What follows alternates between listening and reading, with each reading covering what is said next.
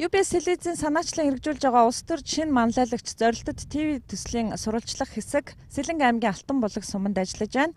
За Монгол орны маань хойд нутгаар хэдийнэ намрын сэрүүн оржээ. За Сэлэнг аймгийн Алтан булаг бол Монгол орны хойд хөрштөөгөө хилэлдэг. За дэд бүтцийн чухал бомбт ийм газар нутаг байгаа. За тэр хэрээрээ Монгол орны хойд хөрштөөгөө хийдэг эдийн засаг худалдааны чухал бомбт хэсэг юм. За эх орныхоо торгон хилийн манаанд мөнхөд зогсох мэт Алтан булаг суманд үеийн үед олон зуун залуучууд ажиллаж амьдарч ирсэн. За өнөөдөр магадгүй энэ суманд ажиллаж амьдарч байгаа залуучуудаас төслийн маань ирээдүйн шинэ манлайлагч төрхийг бид таашгүй. Ингээд Алтан булаг суманд хамтдаа зочилцгоё. Монгол орны маань торгон хил эх орны маань тусгаар тогтнолын түүхийн алтан үлгийн болсон энэ нутаг санаанд хүрэхүйц хөгжиж чадахгүй байгаа ч эх орныхоо хязгаар нутгаас сахин амьдарч байгаа ард иргэдтэй талархахаас аргагүй. Залуу хүн бүхэн хот суурин бараадаж хөгжил цэцгэлтийг сонгох хүсэл сонирхолтой ч энэ нутгийн уугуул залуучууд хот газар мэдлэг боловсрол эзэмшиж орон нутагтаа ажил эрхлэн амьдрах сонирхол төдийлөн буураагүй. Гэвч төрийн албаны ажлын байр тоотой, үйлдвэрлэл аж ахуйн нэгж хангалттай бус, баялаг бүтээх бизнес үйлдвэрлэл хөгжөөгүй зэрэг шалтгаанаар залуучуудад ажлын байр дутмаг байна. Гэвч орон нутгийнхаа залуучуудын хөгжил оролцоо тэднийг дэмжих талаар сумын удирдлага анхааран ажиллаж байна. Одоо бол сумын залуус гэж төсөл хэрэгжиж байгаа маань сумн дээр Монголын залуучдын холбоо хөдөлмөрийн яам залуучдын хөдөлмөрийн төв биржээс хамтран зохион байгуулдаг. Оюутан залуучдын хөдөлмөр эрхлэлтийг дэмжих зорилгоор энэ төслийг зохион байгуулдаг. Ерөнхийдөө бол залуучуудын дуу хоолойг сонсно гэдэг нь магадгүй хин нэгэнд байгаа сайхан санаа ил гарахгүй байж болно. Тэндээс өчнөө олон сайхан санаа гарах боломжтой. Залуу хүн гэдэг бол хөгжлийн түвшин гэдэг утгаараа залуучуудыг сонсох юм бол сонсснороо ер нь бол үр дүнтэй гэж бодож байгаа. Нэгэнтээ эх орныхоо хойд хил дээр ирснийх Алтан булаг дахь хилийн заставт алба хааж байгаа цэрэг дайчдтайгаа уулзаж залуусын санаа бодлыг сонслоо. Цэргийн албанд ирээд эр хүний хувьд төлөвшөж их зүйлийг боддог болсон гэж цэрэг дайчд маань чин сэтгэлээсээ ярьж байна. Хугацаа цэргийн албан амжилттай хаагаад төслийн маань дараагийн дугаарт шин санаа итвэх зүтгэлээр оролцох хүсэлтэй байгаагаа ч тэд илэрхийллээ. Сайхан амьдрахын тулд ер нь залуу хүн өөрөө яг яах ёстой вэ? Сурч боловсрож хичээх хэрэгтэй. Ирээдүйд зорилготой байх хэрэгтэй.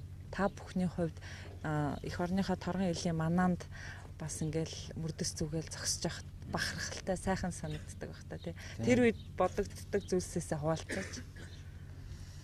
Тэр айлынхан бодогдсон. Цэрэг дээрээ хувийн төлөвшлээ их авч байгаа. Одоо хүнээс үг сонсдог болсон. Одоо олон нийтийн дунд бие авч явах. Гэр бүлийнхнийгаа илүү хайрладаг болсон гэдэг хоолойхоор. Зарлан очиод ер нь цэрэгт явъя гэж бодов эсвэл магадгүй хүүгүүд чинь заавал цэргийн алба хаандаа гэсэн тийм дотроо бодолтой байсан уу?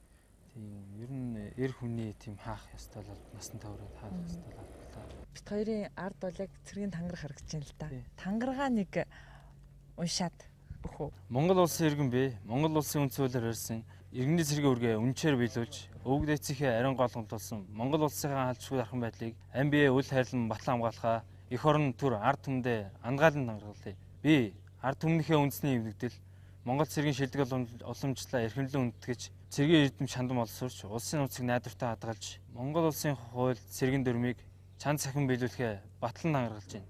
Эх орноо батлан хамгаалагч дайчин би өрсөн ангаргаас нэцвас төрийн хууль ёсны цэрлэлүүл байна. За тэгээ ийм тангараг өргөсөн сайхан цэрэг ирсээр хамгаалуулж байгаа бидний хувьд юунд санаа зовх вэ?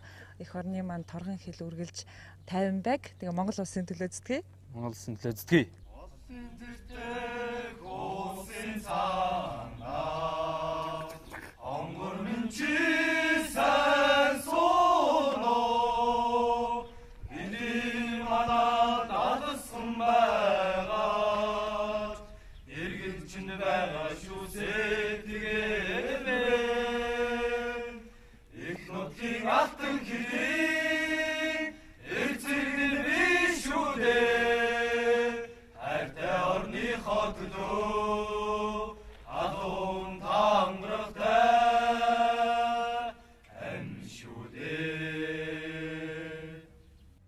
Төслийн гол баялаг нь Монгол орны бүх аймаг нийслэл сум дүүргээс болон дэлхийн олон оронд ажиллаж амьдарч байгаа 22-оос 40 насны Монгол улсын иргэн оролцогч залуус байх юм а. Аливаа зүйлийг өөр өнцгөөс харж өөрийн үнэлэлт дүгнэлтийг хийж бусадтай үзэл бодлоо уралдуулах сонирхолтой. Чадвартай залуусыг төслийн удирдамж, нэвтрүүлгийн журмын дагуу тодруулан төслийн туршид зохион байгуулагчдын зүгээс өгөх даалгавар сургалтаар хөгжүүлж эцсийн дүнд зорилгоо зөв тодорхойлсон тэмүүлэлтэд нэгэн үеийг бий болгоно гэж үзэж байгаамаа. Төслийн үргэлжлэх хугацаа 1 жил. Шилдэг 90 оролцогчийн нэгээр сонгогдлоо гэхэд шилдгийн шилдэг оролцогч шинэ манлайлагчаар тодорхойлоо 9 сарын хугацааг өөрийн цаг заваасаа зарцуулах хэрэгтэй юм а. Энэ хугацаан дээр нэлээд бодож байгаа тухайгаа ч хэлж байна. Насны хязгаарлалтыг ч бодолцож 18-аас дээш насныхаа оролцох боломжоор хангаж өгөхийг ч залуучууд хүсэж байна. Маш их таалагдж байна. Яагаад гэх юм бол магадгүй өөрийгөө нэг нээлт хийх бас хамгийн гол тулгуур болж өгөх бах. Тэгэхээр хамгийн гол нь залуучуудад маань насны хязгаарлалт айгүй тийм юу болоод хаалт болоод байна л да. Тиймээс жоохон насны хязгаарлалтаа жоохон өөрчилж өгвөл те залуучууд бас энд орох нь айгүй ихсэх бах гэж бодож байна хувьд. Хэрвээ чи энэ төсөлд оролцохоор одоо боллоо гэж бодоход жишээлбэл орон нутгийн асуудал юм бол яг зүгээр шууд ихний байдлаар санаанд чинь бууж байгаа ямар зүйл вэ? Ядарч хот шиг биш юм а гэж бодлоо. Ядарч тархан шиг хөгжилтэй тий.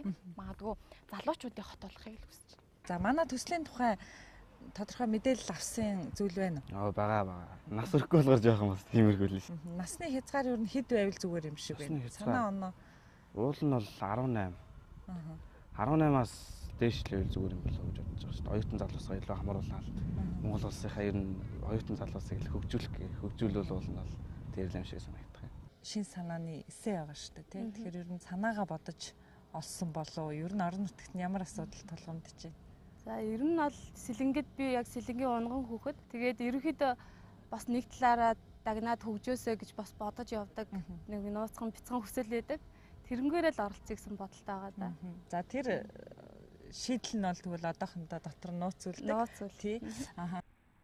Ийхүү Монгол орны аймаг бүрт хурч сумын иргэд залуучуудын санаа бодлыг сонсох боломжийг гарган Монголын нийгэм улс төр эдийн засгийн салбарт цоошин сэтгэлгээний манлайлал бий болгох, шинэ үеийн залуусыг тодруулах, улс төр шинэ манлайлагч зорилттой телевизийн төслийг хэрэгжүүлэхэд хамтран ажиллаж байгаа EBI хүрээлэн Монгол сан Liberal House бодлогын судалгааны хүрээлэнд талархал илэрхийлье.